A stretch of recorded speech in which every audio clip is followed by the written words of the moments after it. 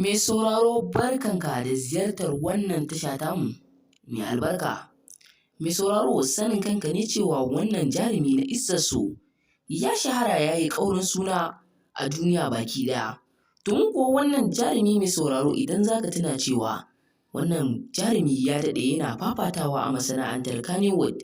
Saboda idan za ka tuna cewa tare da su Alinu suka fara yin fim a masana'antar Kannywood. To amma shi tauraruwarsa ce ba ta fara haskawa ba.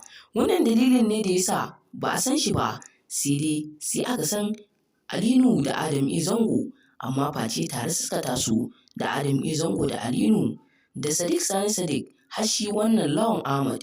To amma sai ga shi ɗaukaka ta sazo lokaci ɗaya ya fara yin wannan shahararren series ɗin na Izzat So wanda yanzu kaf bakin duniya a Najeriya ba series ɗin da aka fi kalla irin Izzat So. Ga shi nan dai yanzu wannan jarumi ya yi tashen ƙaurin suna a masana'antar Kannywood har yana so ma ya fi Alinu suna a masana'antar Kannywood.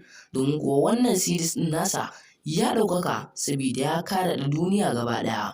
Ko ina ka zagaya sai ka ji ana zancen Izzat So saboda fim ɗin ne yana ƙawatar da mutane, yana nishaɗantar da mutane kuma yana faɗakar da mutane yadda ake zama da al'umma. Domin kuwa wasu suna kallon Izzat So ne saboda wa'azinsa, saboda wa'azin da ake yi a ciki yana burge su sosai da sosai. Wannan jarumi dai yanzu ya yi ƙaurin suna domin kuwa yanzu ya yi kuɗi matuƙa wanda shi ma kansa bai san iyakarsu ba. Kai dai mai sauraro ka biyo mu domin jin wannan taƙaitaccen shiri namu. Amma kada ka manta idan wannan ne shigowarka channel ɗin nan tamu mai albarka, kada ka manta ka danna mana alamar subscribing, sannan kuma ka danna mana alamar ƙararrawar sanarwa.